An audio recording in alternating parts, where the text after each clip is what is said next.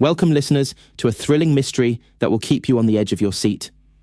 This tale has been carefully crafted and narrated by me, Vincent Gray, exclusively for the Detective Chronicles channel. Make sure to subscribe so you never miss another story. Vincent Gray, Sherlock Holmes, The Mystery of the Cursed Mirror. The London fog clung to the streets as though reluctant to give up its grip on the city. Even in daylight, the mist cast a shadow over the cobblestones, muffling sounds and bending the light into ethereal beams. Sherlock Holmes, with his ever-straight posture and sharp gaze, arrived at the gates of Forsyth Manor, the mysterious house where the latest case had drawn him. The mansion loomed ahead, an imposing structure of dark stone, its outline barely visible through the haze. Holmes stepped out of the carriage, adjusting his coat as he surveyed the surroundings. His companion, Dr. Watson, followed with a thoughtful expression, glancing up at the towering edifice with a mixture of curiosity and wariness. Watson had known Holmes for years, yet there were times like these when his friend's demeanour suggested something more, a quiet, unspoken burden that would remain hidden until the moment Holmes deemed it necessary to reveal. Holmes, as always, appeared collected, his mind already whirring with possibilities as he scanned the mansion and the grounds. "Another case with a strange air to it, Holmes," Watson remarked, his voice carrying a hint of concern as he glanced toward the house. "The reports of a cursed mirror. Do you believe in such things?" Holmes, ever the skeptic, turned his head slightly, fixing Watson with a cool, calculating look. "I do not concern myself with superstition, Watson. I deal in facts, and facts alone. The mirror may be an object of interest, but it is the human element I seek to understand."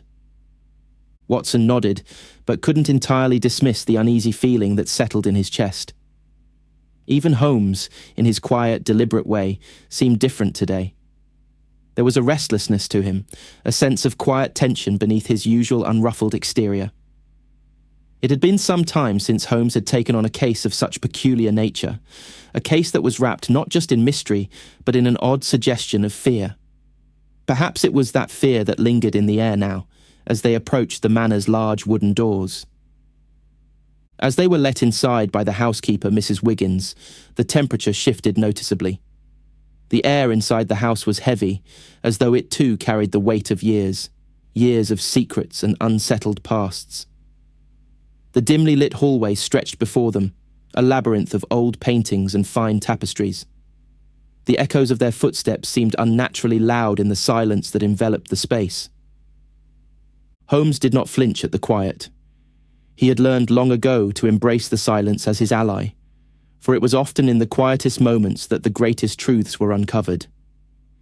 He walked through the hallway with measured steps, his eyes constantly scanning every detail, from the faded wallpaper to the ancient wooden floorboards.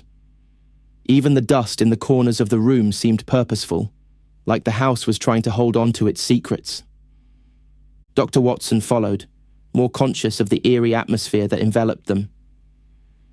"Is it true that the mirror has a history?" Watson asked, his voice lowered as though speaking too loudly would disturb the very air itself. Holmes nodded slightly, his mind already piecing together the whispers surrounding the manor.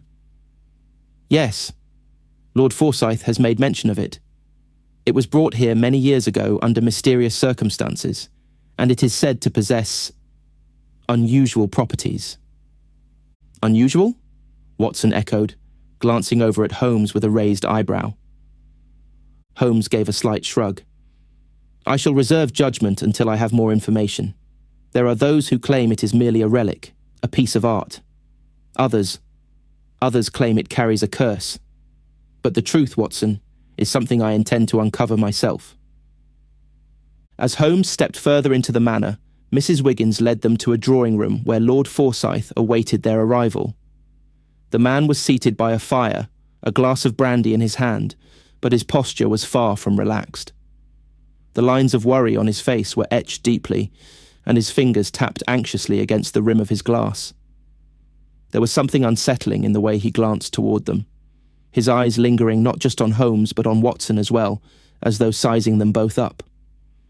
"Ah, Mr. Holmes, Dr. Watson," Lord Forsyth said, his voice smooth but tight with tension. "I hope the journey here was not too much trouble." Holmes studied the man intently, noting the subtle twitch of Forsyth's jaw, the nervous manner in which he swirled his drink. "Not at all, Lord Forsyth. We appreciate your hospitality. I trust you have told us everything we need to know about the events surrounding the incident." Lord Forsyth nodded slowly, his eyes shifting toward the door, as though expecting someone or something to appear. "Yes, I believe I have shared all the necessary details, but I warn you, Mr. Holmes, this house has a history of unsettling events. It is not just the mirror that is at the heart of this case, but something darker, something more sinister." Holmes's gaze hardened, his tone unwavering. "That is why I am here, Lord Forsyth, to find out exactly what that something is." The tension in the room thickened, but Holmes remained focused, his sharp eyes never wavering from Forsyth's. For a moment, it felt as though the very walls were holding their breath. And then, in a move that was both calculated and deliberate, Holmes turned toward the window. He had already begun to sense that the answers to this mystery would not come easily.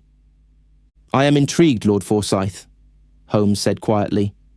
"Tell me, what is it about this mirror that has caused such fear in your household?"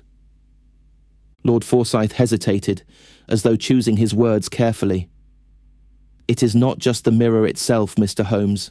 It is the history that it carries, the strange occurrences, the disappearances of those who have come into contact with it." Holmes raised an eyebrow, his interest piqued. "Disappearances? How long has this been happening?" "Years," Forsyth replied, his voice faltering slightly. "And it seems to be growing worse. That is why I have called for your assistance. I fear that whatever is causing this curse, will not stop until it has claimed us all." The room fell silent for a moment, and even Watson could feel the weight of Forsyth's words. But Holmes remained unmoved, his mind already racing ahead, searching for the next piece of the puzzle. "Fear often clouds the mind, Lord Forsyth," Holmes said softly. "But I assure you, I will uncover the truth, no matter how deeply it is buried." And with that, the first step into the mystery was taken. The game was afoot. Holmes and Watson were shown to their rooms, a pair of adjacent chambers in a wing of Forsyth Manor that seemed to be reserved for distinguished guests.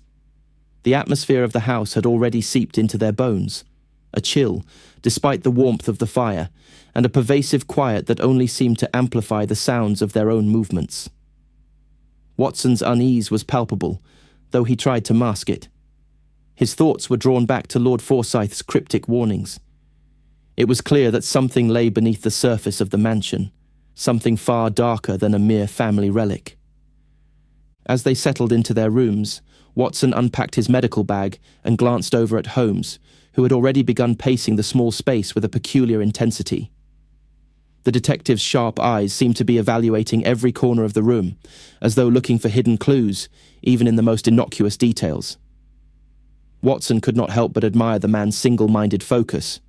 Yet at the same time, he wondered what haunted Holmes's mind so deeply that it drove him to such a relentless pursuit of answers.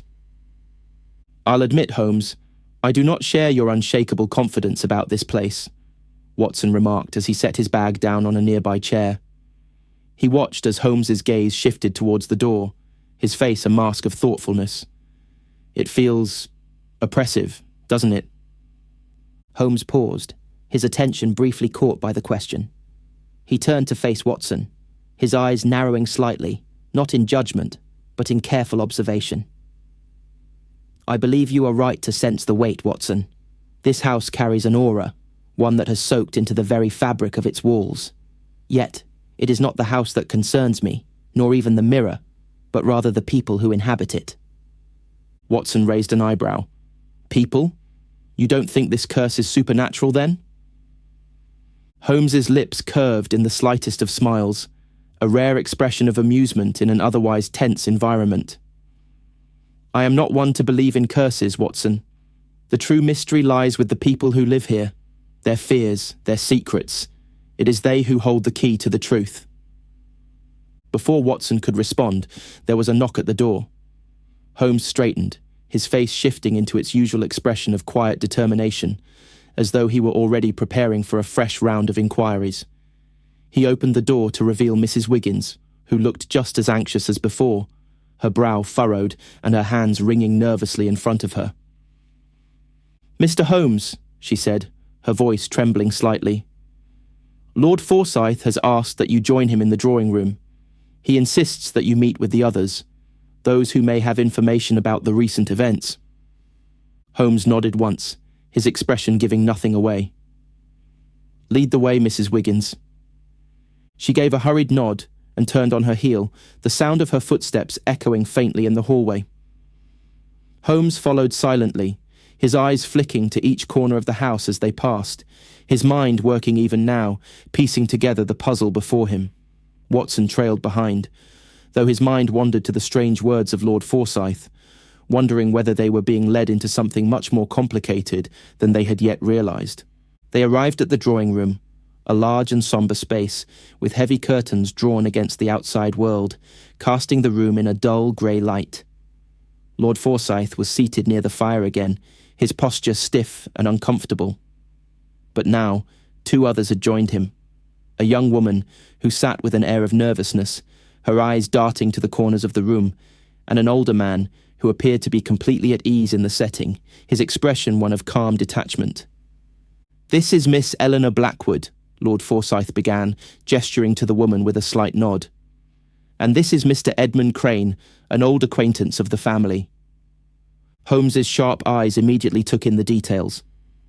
Miss Blackwood's tense posture, the way her fingers clutched at the hem of her shawl, spoke of anxiety. Yet it was Mr. Crane's almost unnervingly relaxed demeanour that caught his attention. Holmes had learned to trust his instincts about people, and there was something about Crane's demeanour that was too controlled. Watson, always the more socially inclined of the two, greeted the new arrivals with a friendly nod. "A pleasure," he said politely, though his voice betrayed a touch of wariness. "I assume you both are familiar with the circumstances that have led us here?" Miss Blackwood glanced briefly at Holmes, her eyes wary, before nodding. "Yes, Doctor. Watson. My brother, he was the last to be affected by the curse. It's been growing worse, and now I fear for all of us." Her voice quivered as she spoke, and Holmes's gaze sharpened. There was something more beneath her words, something unspoken. He would need to unravel it in time. Mr. Crane, on the other hand, spoke with an easy smile. "I must confess, I am somewhat sceptical about the entire notion of a curse," he said, his tone breezy. "In my experience, the mind plays tricks when under pressure. I believe the good Lord is merely overreacting." Holmes studied Crane carefully. The man's demeanour suggested a certain flippancy, yet Holmes could sense a guardedness beneath his words. This was a man who preferred to hide behind jokes and distractions rather than face the truth head-on. "I find it difficult to dismiss the possibility of a curse outright," Holmes interjected, his voice measured. "After all, we cannot discount what we do not understand. However, I believe it would be far more productive to focus on what we can learn from those who have been affected. Your brother, Miss Blackwood, for example." The woman flinched at the mention of her brother, her gaze dropping to her lap. For a moment, the tension in the room thickened. Holmes's keen eyes did not miss the subtle shift in her posture, the slight tremor in her hands. He could see that she had not yet fully come to terms with her brother's death, let alone the possibility that he had been involved with something darker than anyone could have imagined. Watson, ever the sympathetic observer, stepped forward with a gentle approach. "Miss Blackwood, we understand this must be difficult, but your cooperation is necessary if we are to understand what has happened here." She met Watson's gaze, her eyes glistening with unshed tears. "My brother. He was obsessed with the mirror," she whispered, her voice barely audible. "He was convinced that it could reveal things no one should know. I didn't believe him, but—" Her voice faltered as she glanced at Lord Forsyth, who had remained silent, his gaze fixed on the fire. "I don't understand," Watson said, his brow furrowing. "What do you mean by things no one should know?" Miss Blackwood hesitated before speaking again, the weight of her words sinking into the room like a stone. I believe he was seeing things, visions, whenever he looked into the mirror. And when he tried to destroy it, that's when he died. The silence that followed was palpable, as though the room itself had heard the weight of her confession and absorbed it. The drawing room was heavy with the tension that had built in the wake of Miss Blackwood's revelation. The fire crackled in the hearth, the occasional pop of burning wood echoing in the otherwise still room. Holmes's sharp mind absorbed every word, every gesture, and now his attention shifted to the room itself, examining the faces of those around him. He felt the weight of the moment settle upon him. This was no mere superstition. There was something darker at play here. Miss Blackwood's voice lingered in the air, the last words she had spoken hanging heavily between them. I believe he was seeing things, visions, whenever he looked into the mirror. And when he tried to destroy it, that's when he died. Her confession seemed to open a floodgate of unease among those present. Lord Forsyth, who had remained silent thus far, shifted in his chair, his gaze flicking toward the door as though he might flee at any moment. Mr. Crane, meanwhile, raised an eyebrow but said nothing, the corner of his lips curling into a half-smile as though the situation amused him. Holmes, unflinching, turned his attention back to Miss Blackwood. You said he tried to destroy it. Can you tell me what led him to that decision? Miss Blackwood swallowed, her hands trembling slightly in her lap. He had become obsessed, she murmured, her voice breaking with emotion. He spoke of the mirror as though it held answers he couldn't live without. But I fear it consumed him. I told him to leave it alone, but he wouldn't listen. Her eyes glazed over, as though seeing something far away. The night he died, he was standing before the mirror. I tried to stop him, but he pushed me away. He... Her voice faltered, her face pale with the memory. Miss Blackwood, Holmes interrupted gently. What exactly happened after that? You say he died. How? She inhaled shakily, her hands clenching into fists. He fell. Or, I should say, he collapsed. Right before the mirror. I tried to reach him, but when I touched his shoulder, it was as though he had frozen, as if something had taken hold of him. Holmes absorbed her words, his mind racing with the possibilities. A sudden death, strange behavior, the obsession with the mirror. It all pointed to something beyond a simple accident or natural cause. This was no ordinary case. Where is the mirror now? Holmes asked, his voice calm, though his mind was already forming a hypothesis. Lord Forsyth shifted uncomfortably in his chair. It's in the study, the room where my nephew met his end. His words were hesitant, laced with an unspoken fear. But I warn you, Mr. Holmes, no one goes near it anymore. The last thing I need is another tragedy. Holmes's gaze locked onto Forsyth, noting the unease in the man's eyes, the shift in his posture. The Lord was hiding something, perhaps more than just his own fears. We shall see it, Lord Forsyth, Holmes said, his voice firm, unyielding. If we are to understand what happened to your nephew, we must first understand the object that he believed held such power. Without waiting for a response, Holmes turned and gestured to Watson. Come, Watson, let us see the mirror. Watson, who had been silently processing the conversation, glanced at Holmes, noticing the unmistakable gleam in his friend's eyes. Holmes was already solving the puzzle in his mind, but Watson couldn't shake the feeling that they were stepping into something far more dangerous than either of them could have anticipated. Still, he followed Holmes through the manor's winding corridors, the sound of their footsteps reverberating off the stone walls. The air in the hallway grew colder as they approached the study. Holmes's brow furrowed, a subtle tension tightening in his jaw. He could sense it. Something was different here. There was a heavy stillness in the air, as if the house itself held its breath. And then they arrived at the door. Lord Forsyth opened it with a reluctant hand, revealing the room beyond.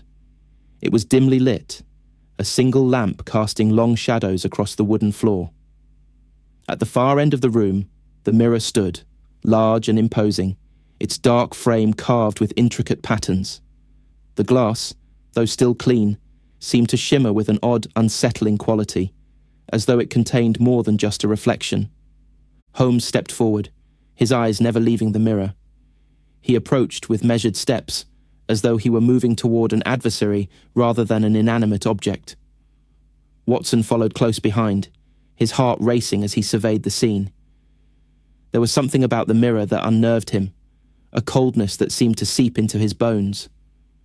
Holmes reached out and placed a hand upon the frame, his fingers brushing lightly over the surface. For a moment, nothing happened.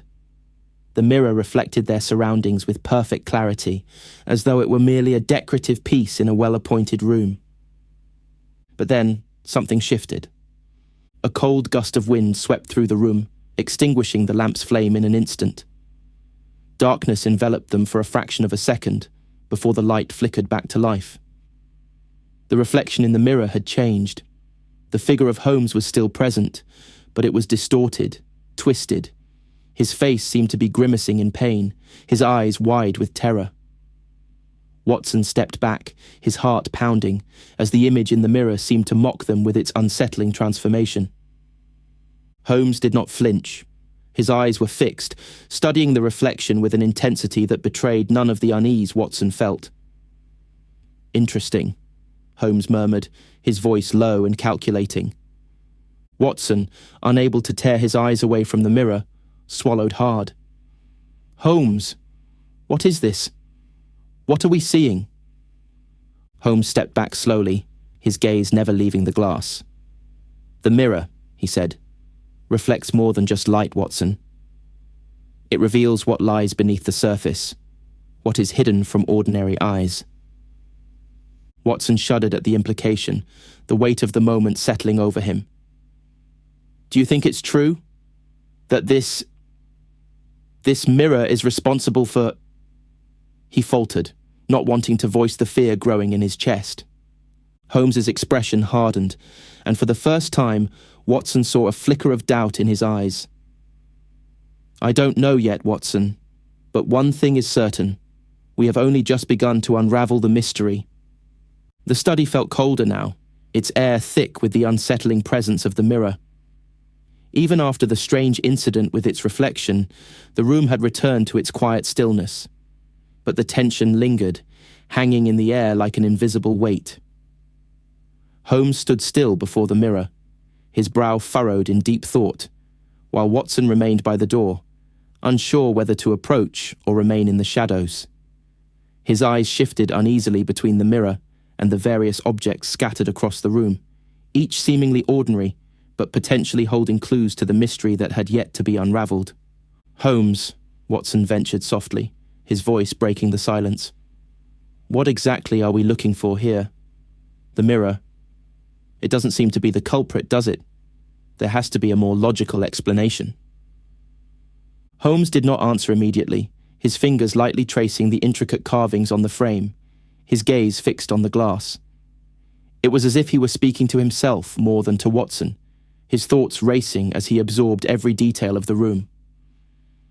"You are right, Watson," Holmes said after a moment, his voice thoughtful but firm. "The mirror, while certainly a curious object, is not the source of the tragedy. But I suspect it has played a role in masking the true cause." Watson took a cautious step forward, drawn into Holmes's meticulous examination. "What do you mean?" Holmes turned slowly to face his companion, his sharp eyes locking onto Watson's. "The mirror does not hold the answers itself. It merely reflects what others wish to see, what their fears demand to be seen. But there is something else here, something hidden beneath the surface of this room, this house, something that ties it all together." Holmes's gaze flicked to the far corner of the study, where a dark oak desk stood, cluttered with papers and what appeared to be a few scattered books. Without a word, Holmes moved towards the desk, his every step deliberate. He seemed drawn to it, his instincts guiding him to this seemingly inconspicuous part of the room. Watson followed, his steps echoing faintly in the vast space. The desk was well worn, its wood polished by years of use, but it held an aura of neglect, as if it had not been touched in some time. Holmes began to sift through the scattered papers, his sharp eyes scanning each document with precision. Watson watched, sensing the shift in Holmes's focus. There was something in the way Holmes's fingers moved, as though he had found a thread that could unravel the entire case. After a few moments, Holmes paused, his attention fixed on a letter, half open, that had been tucked between two old volumes. The wax seal was broken, the letter itself yellowed with age. He held it up to the light, scrutinizing the faint ink smudges before turning to Watson. "This, Watson," Holmes said quietly, "is the key. It is a letter from Lord Forsyth to someone named Cyril Hawke, a man I have not yet heard of in connection with this household. It appears that there were dealings that went beyond simple family matters." Holmes handed the letter to Watson, who took it with care, his eyes scanning the contents. The writing was elegant but faint, and the words seemed to be written in haste. Watson read aloud, his voice low and steady, trying to make sense of the cryptic message. "I have done as we agreed. The mirror is now in place.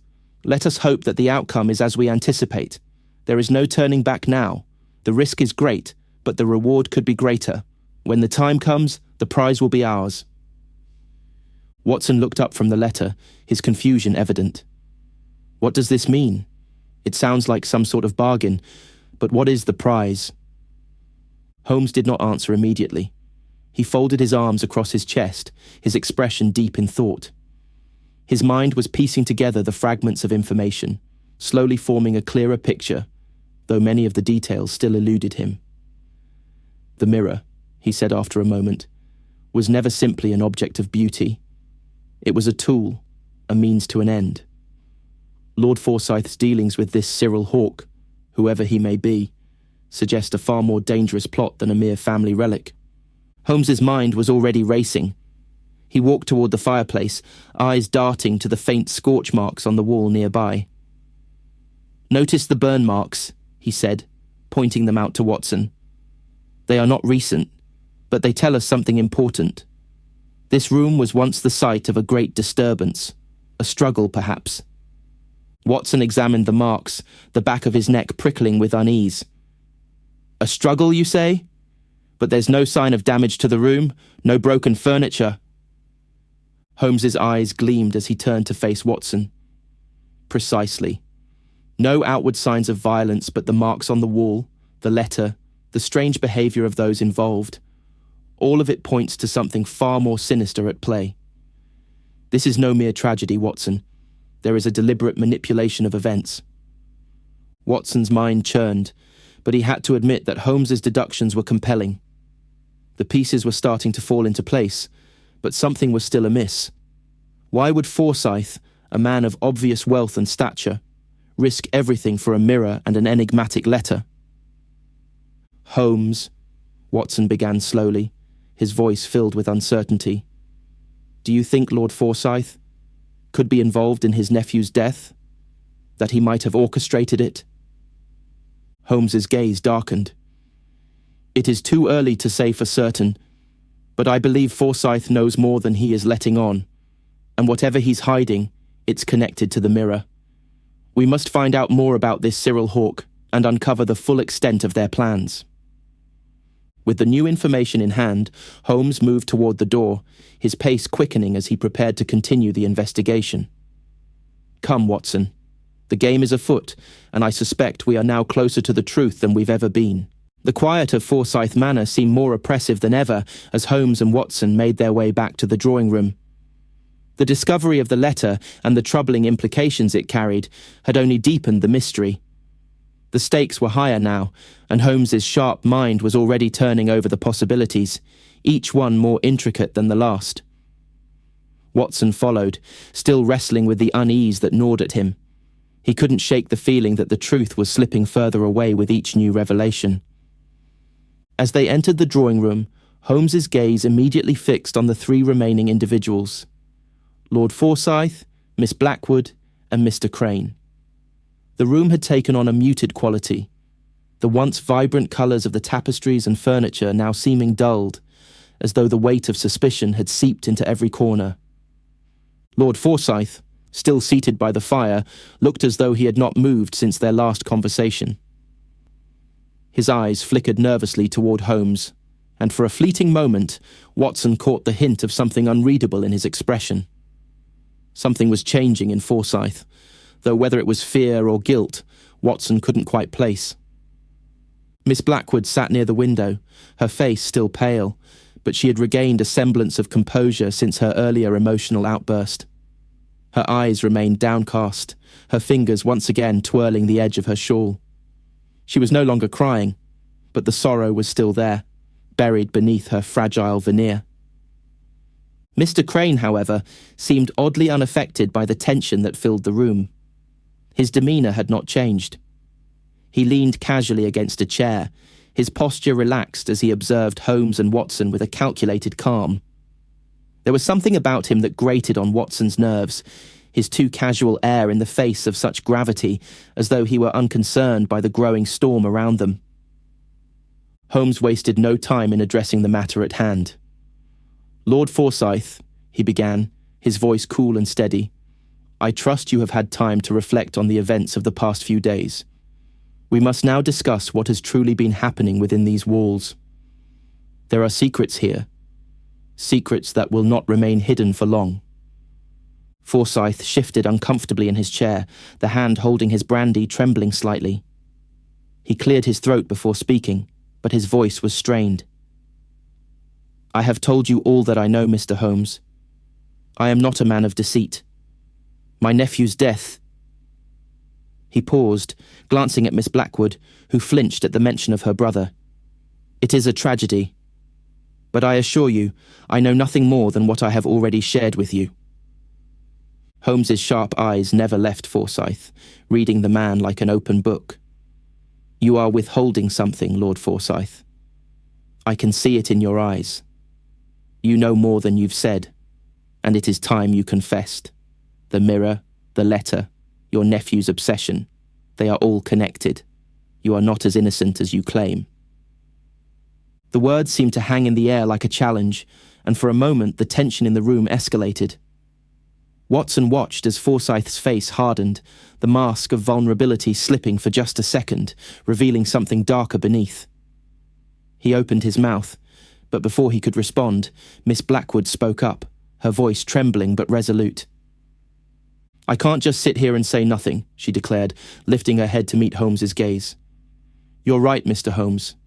There are things my family has kept hidden.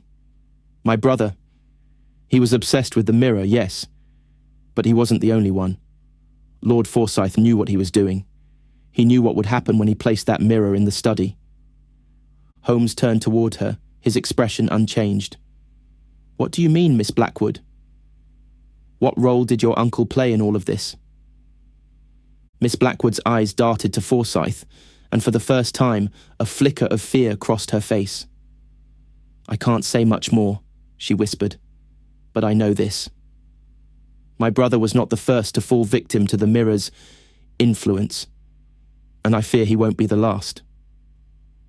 Holmes's attention shifted to Mr. Crane, whose indifference now seemed almost unnatural in light of the conversation. "And what about you, Mr. Crane? What do you know of all this? Surely you must have some insight. You've been here long enough to see what's happening, haven't you?" Crane's lips curled into a faint smile, but it was not a reassuring one. He pushed himself off the chair and took a few steps closer to Holmes, his gaze never leaving the detective's. "I know enough to keep my distance, Mr. Holmes," he replied smoothly. "I'm a man who prefers to let others make their mistakes. It's what keeps me alive, you see." Holmes tilted his head slightly, studying the man with increased scrutiny. "Is that so, Mr. Crane? Or is it that you simply prefer to remain uninvolved, even when the situation is dire?" Crane's smile faltered, his eyes narrowing just slightly. "I don't know what you think you know, Holmes, But I don't deal in ghosts and curses. I deal in facts, like you. And the facts, as I see it, are simple. This is just a case of unfortunate events. Nothing more. But Holmes wasn't convinced. We shall see, Mr. Crane. We shall see. The room grew quieter as the three suspects exchanged glances, each more guarded than before. The air was thick with suspicion, and the weight of their collective guilt hung over them. Each person in the room was hiding something, and Holmes knew that only through careful, calculated questioning would the truth come to light. Holmes turned back to Lord Forsyth, his eyes unblinking. Lord Forsyth, I believe it is time you tell me everything about your connection to Cyril Hawke, and what exactly transpired when the mirror was placed in this room. No more half-truths. We need the full story. Forsyth recoiled slightly, his face paling as though the very mention of Hawke's name brought back painful memories. For a brief moment, Holmes could almost hear the pulse of the clock ticking in the background, the silence of the room growing heavier with every second that passed. Forsyth began, but then he stopped, as if weighing whether to continue. Finally, he sighed, his shoulders slumping in defeat. Very well, he said softly. I will tell you everything. The air in the drawing room grew heavier with each passing moment, thick with the unspoken truths that were beginning to surface. Lord Forsyth had remained silent for a long while, his hands clasped tightly before him, as if the weight of his words might crush him. Miss Blackwood, meanwhile, sat with her hands folded in her lap, her eyes downcast but her lips trembling ever so slightly. Only Mr. Crane seemed to maintain his composure, his gaze steady as he observed the unfolding conversation with the air of a man who had already seen too much to be easily shocked. Holmes stood in front of Lord Forsyth, his stance deliberate, as though allowing the silence to stretch and grow thicker between them. Watson, who had been observing quietly, could feel the tension building. Every subtle shift in Forsyth's posture, every flicker of his eyes, spoke volumes more than the words he had yet to speak. I'm waiting, Lord Forsyth, Holmes said softly, breaking the silence. I trust you're not going to prolong this any further. You've been hiding something from us, something crucial to understanding what happened here. Forsyth looked up, his expression a mixture of fear and resignation. His shoulders slumped, and his voice came out in a low, almost defeated whisper. I never intended for any of this to happen. But when Cyril Hawke came to me, he spoke of a way to unlock power. The mirror was meant to be a key. Holmes's eyes narrowed, sensing that Forsyth's confession was but a small crack in the dam holding back the rest of the truth. A key? He repeated, stepping closer, his gaze never wavering from Forsyth's face. What power are you referring to, Lord Forsyth? Forsyth hesitated, his fingers twitching nervously as he struggled to find the right words. It sounds mad, I know, he said, his voice laced with guilt. But Cyril Hawke, he was a man of unusual knowledge. He believed that the mirror was more than just a reflection. He believed it could reveal a hidden path, a way to manipulate fate itself. It was supposed to be a doorway. A doorway? Watson echoed, his voice incredulous. To what exactly? Forsyth avoided his gaze, his eyes darting to the window as if he could escape the weight of his confession. I don't know, Doctor, but Hawke was insistent. He said that if we could unlock its secret, we could control anything. The mirror wasn't just an object, it was a symbol, a tool for those who knew how to use it. Holmes paced slowly across the room, his mind racing with the implications of what Forsyth had just revealed. A tool, he mused aloud. A tool for what? And why is it that you seem to speak of this mirror as though it were the catalyst for your own undoing? Forsyth clenched his jaw, his knuckles whitening as he gripped the arms of his chair. Hawke's obsession. It grew dangerous. He convinced me that I needed to place the mirror in the study, to allow it to influence the household. But I never imagined the consequences would be so severe. Forsyth's voice faltered, and for the first time, a hint of emotion slipped through his guarded exterior. Regret, perhaps, or fear.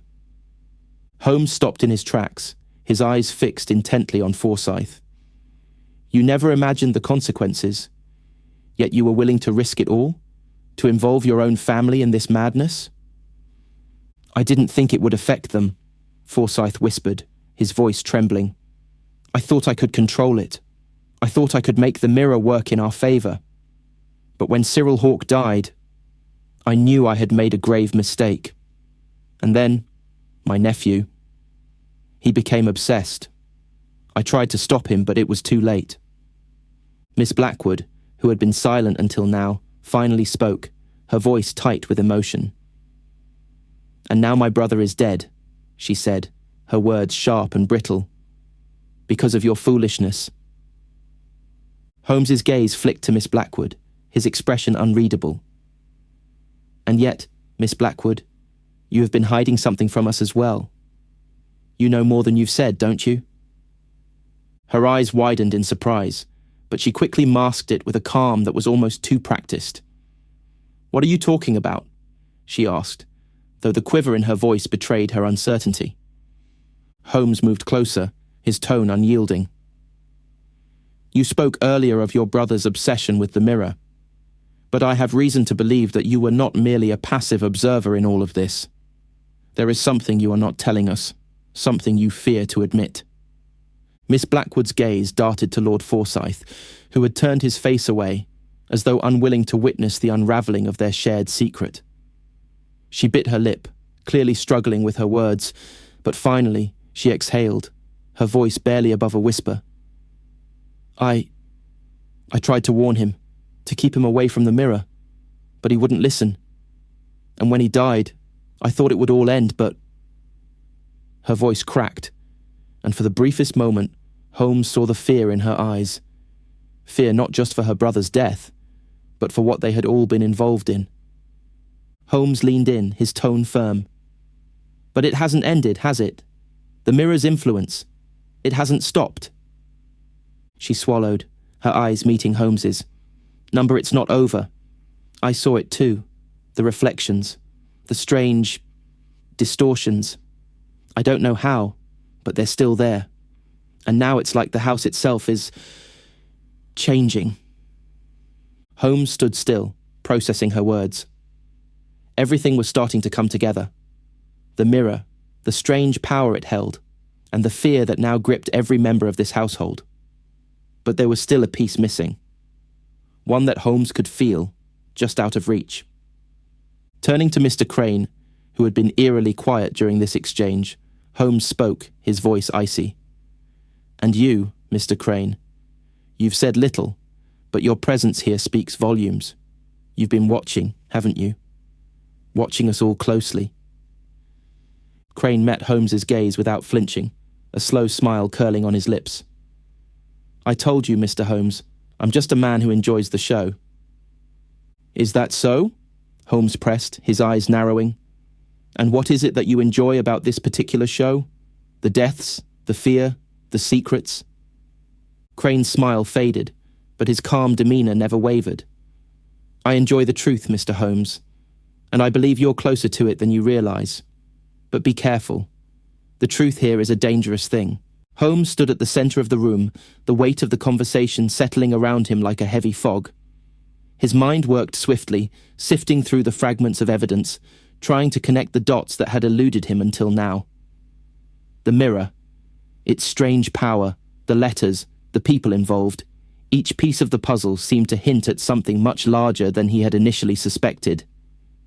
The room felt colder now, as though the very air had absorbed the tension of the investigation, yet Holmes remained still, his thoughts as sharp as ever. Watson stood nearby, watching his friend with a mixture of admiration and concern. Holmes had always been a man of logic, but there was something about this case that seemed to gnaw at him, as though the answer was just out of reach, like a shadow lingering at the edges of his mind. It was clear that Holmes was battling something more than the usual mystery.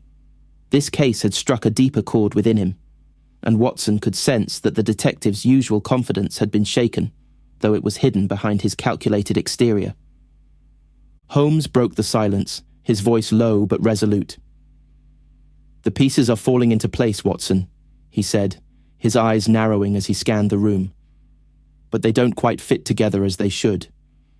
There is something we are overlooking, a subtle thread that connects everything, and I believe it lies within the people in this house. They all have something to hide, something that, when uncovered, will reveal the true nature of this curse." Watson, though still uncertain about the supernatural aspect of the case, couldn't deny the growing sense of unease that had taken root in his chest. "You think the mirror is only a catalyst? That there's something else at play here?" Holmes nodded slowly, his fingers tapping against the arm of the chair as he thought aloud. "The mirror itself is not the source of the power, Watson. It's a tool, a conduit. But it requires something, someone, to unlock its full potential. The question is, who is pulling the strings? And why did Lord Forsyth involve himself in such a dangerous scheme?" He paused, his eyes shifting toward Forsyth, who had been quiet since the confrontation earlier. The man was seated by the fire, staring into the flames as though lost in thought, his expression unreadable. Miss Blackwood too sat silently by the window, her hands clasped tightly together, her eyes downcast. And then there was Crane, who stood near the door, his posture relaxed, but his eyes alert, as though he were waiting for something to happen. Holmes's gaze lingered on Crane for a moment, his mind racing. "Cyril Hawke," he muttered to himself, the name once again rising to the surface of his thoughts. The man who was behind this whole affair. The man who saw the mirror not as an object, but as a key to something greater. And now, it seems that Forsyth's involvement was not by chance. He sought Hawke's knowledge, but for what purpose? He turned back to Watson, his expression one of grim determination. "The letter we found earlier was not just a message. It was a call to action, a blueprint for what they intended to do.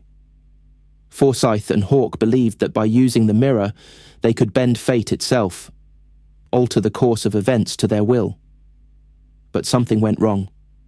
Hawke's death, your nephew's death. It was all part of the plan that spiraled out of control." Watson listened closely, his brow furrowing as he tried to keep up with the rapid flow of Holmes's reasoning. But if the mirror was just a tool, why are the people in this house still being affected? Why has this curse persisted, even after Hawke's death?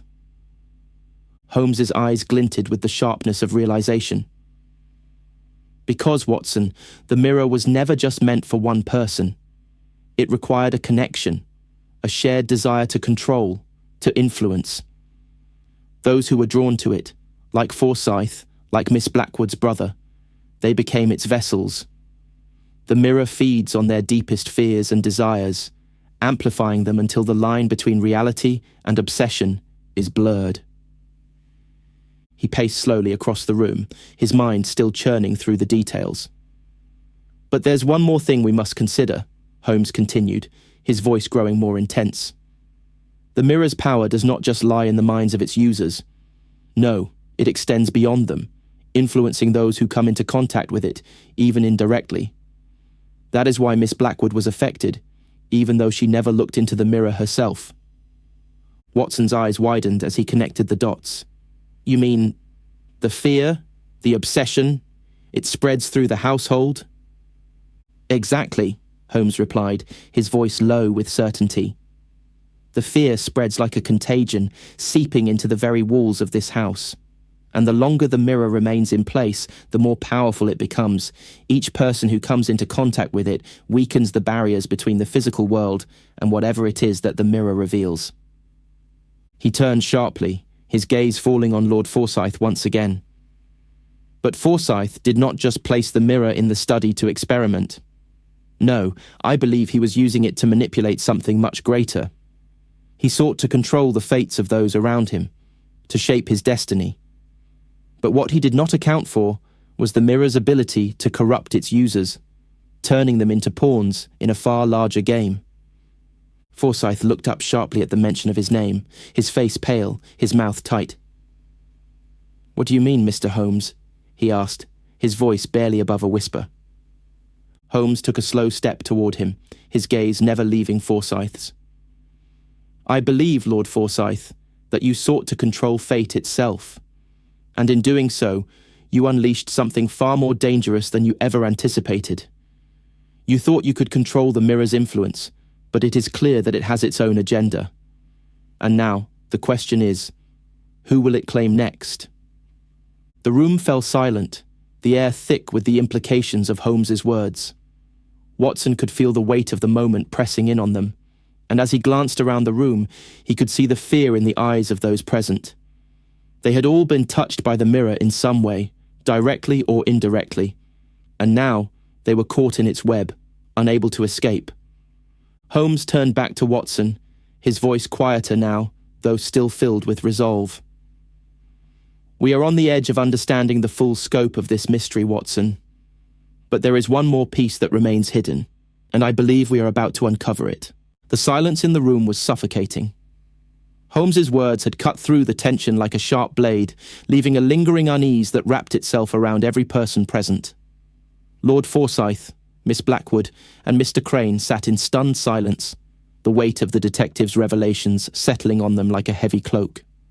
For the first time in the investigation, the air seemed to thicken, growing heavier with every breath, as though the house itself were holding its breath. Holmes stood still, his mind working rapidly, eyes flicking over the gathered people as he pieced together the final fragments of the mystery. Watson, though still processing the intricacies of Holmes's deductions, could feel the impending storm in the room. There was a palpable shift in the air, an ominous stillness that foretold a revelation of great magnitude. After a long pause, Holmes spoke again, his voice low but unwavering. "I have all the pieces now," he said, his eyes settling on Lord Forsyth. "And I believe I know exactly what has been happening here. The mirror, the obsession, the deaths, they are all part of a far larger plot, one that you, Lord Forsyth, have been at the centre of." Lord Forsyth shifted in his chair, his face pale, his fingers gripping the armrests tightly. His lips parted as though to speak, but no words came. The colour drained from his face, and his eyes darted nervously toward the others in the room, as though seeking an escape from the inevitable truth that was about to be laid bare. Holmes continued, his gaze unblinking. "You sought control, Forsyth. You sought power through the mirror, believing that it would give you the means to manipulate fate itself. But what you failed to see, what Hawke failed to see, is that the mirror does not simply reveal what you wish to see.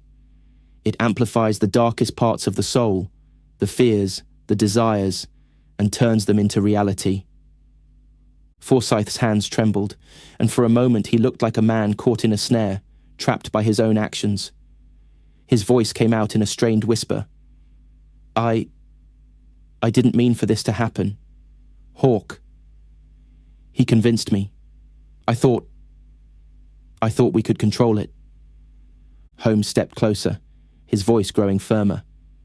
"Control it?" "No, Forsyth. You let it control you. You let it consume you. And in doing so, you unwittingly condemned your family. And yourself. The curse, as you call it, was never about fate. It was always about power. The power to change the future, to shape destiny. And you weren't the only one who wanted it." At those words, Miss Blackwood raised her head sharply, her eyes wide. "What do you mean?" she asked, her voice trembling with fear. What are you saying?" Holmes turned to her, his gaze piercing. "You, Miss Blackwood, were not merely a bystander in all of this. You were drawn into the mirror's influence as well, whether you realized it or not. Your brother's obsession, your own reluctance, it was all part of the same pattern. You were all victims of Forsyth's need for control. But there's more, isn't there?" She shook her head in confusion, her voice barely above a whisper. "I don't understand." Holmes's eyes softened ever so slightly, though his voice remained steady. "You were afraid, Miss Blackwood. Afraid of what your brother had become, afraid of what the mirror could do to him. But you weren't just afraid of the mirror. You were afraid of Forsyth's plan, his intentions. He wanted to use the mirror to alter your family's future, to claim what he believed was his rightful inheritance. And in the end, he sacrificed everything, including your brother, to make that happen. Lord Forsyth flinched at Holmes's words, and for the first time, he looked truly remorseful. I didn't want him to die. I never meant for it to go this far. Holmes turned sharply, his gaze now fixed on Mr. Crane. And you, Mr. Crane. You have been watching, haven't you? All along. You've seen the consequences of Forsyth's actions, but you've kept your distance. Why? Crane straightened, his casual demeanor now slipping. His eyes narrowed slightly, but he didn't flinch. I wasn't part of this, he said, his voice steady. I was merely an observer, as I said before, but that doesn't mean I didn't understand what was happening. Forsyth's desperation, his hunger for control. It was obvious from the start. I knew it would end badly. I just didn't care to involve myself in the mess. Holmes's eyes hardened. And that's all you have to say for yourself? You watched as lives were destroyed, as a family was torn apart, and you did nothing? Crane met Holmes's gaze without flinching, but his lips curled into a tight smile. You're quick to judge, Holmes. But don't forget, the truth here is messy. Forsyth may have been the architect of this, but none of us were innocent. We all played our part. Watson could feel the intensity rising in the room, the tension building to a breaking point. He looked from one person to the next, each of them hiding something, each of them culpable in their own way. The game had changed. What had begun as a simple investigation had now become a tangled web of manipulation, fear, and sacrifice. But even as Holmes laid bare the true nature of their actions, Watson knew that the detective wasn't done yet. Holmes took a deep breath, stepping back from the group, his sharp eyes never leaving Forsyth. And now, he said quietly, we must confront the consequences of your actions. The mirror, though a tool of power, has no place in this world. Its influence must be ended. It is the key to understanding everything that has happened here, and it is the source of the fear that has gripped you all. I will ensure that it is destroyed, and that whatever curse you believe it holds is put to rest once and for all. He turned to Watson, his voice steady but final. We must act swiftly, Watson. There is no time to waste. The fire in the hearth had nearly burned out, leaving only the faintest glow of embers in the darkened room. The shadows seemed to stretch and pull at the corners of the drawing room, wrapping themselves around the silence that had settled in the wake of Holmes's revelations. There was a sense of finality in the air, the kind that only came after a storm had passed, leaving behind a calm that was as unsettling as the chaos that had preceded it. Watson sat in a chair near the fireplace, his hands clasped in his lap, his mind still grappling with the enormity of the events that had unfolded. The pieces of the puzzle had fallen into place, and yet the resolution felt both satisfying and incomplete. Holmes stood across from him, his posture still as sharp and precise as ever, but there was a weariness in his eyes, a quiet exhaustion that Watson had rarely seen. The manor, once a place of mystery and unease, now felt hollow, as though the very walls had been drained of their secrets. Forsyth had been taken away in the early hours of the morning, his fate uncertain but inevitable. Miss Blackwood, too, had left the house, her departure shrouded in sorrow and the heavy burden of the loss she had endured. Mr. Crane, ever the enigmatic observer, had disappeared without a word, leaving only his cryptic remarks hanging in the air like an unfinished thought. The mirror had been destroyed, as Holmes had promised. It had been carefully removed from its place in the study, the glass shattered, its dark influence vanquished in an instant. But even as the mirror was reduced to fragments, its legacy lingered, an intangible weight that could not be erased so easily. Holmes finally broke the silence, his voice soft, as though he were speaking to himself more than to Watson. It is over, Watson. The mirror's hold has been broken. The curse, if it ever truly existed, has been lifted. Watson nodded, though he still felt the sting of unanswered questions. And yet, there's something unsettling about it all, he said, his voice tinged with uncertainty. So many lives changed, and for what? Power, control, obsession? It seemed such a small price to pay for such a devastating cost. Holmes's gaze was distant, his expression unreadable. The pursuit of power is rarely logical, Watson. Those who seek it are often blind to the cost, until it is too late. And even then, they refuse to acknowledge the damage they've caused. He paused, his eyes flicking toward the window, where the first rays of dawn were beginning to break through the fog outside. I suppose the true question is whether they ever truly realize what they have lost. Watson leaned back in his chair, his thoughts drifting back to the events that had brought them to this point. He thought of Lord Forsyth, a man consumed by his need for control, whose actions had led to the death of his nephew and the suffering of his family. He thought of Miss Blackwood, a woman caught in the wake of her brother's obsession, whose life would never be the same. And he thought of the mirror itself, an object that had promised power but had delivered only destruction. Holmes's voice cut through his reverie, drawing him back to the present. I have solved the mystery, Watson, he said, his tone quiet but filled with a sense of finality. But in doing so, I have also discovered something else. Something I have always known but never fully understood until now. Watson raised an eyebrow, intrigued by the shift in Holmes's demeanor. And what is that, Holmes? Holmes met his gaze, his eyes sharp but weary. The pursuit of truth is a dangerous thing. It can tear apart the very fabric of one's being, unravel the threads of the world around you, until you are left with nothing but the truth itself. A cold, unfeeling thing that does not care for your comfort or your peace of mind. Watson was silent for a long moment, his mind processing the depth of Holmes's words. It was a realization that he had always known, deep down, but had never truly embraced. The truth, as Holmes had often said, was not something to be feared, but it was not something to be sought lightly either.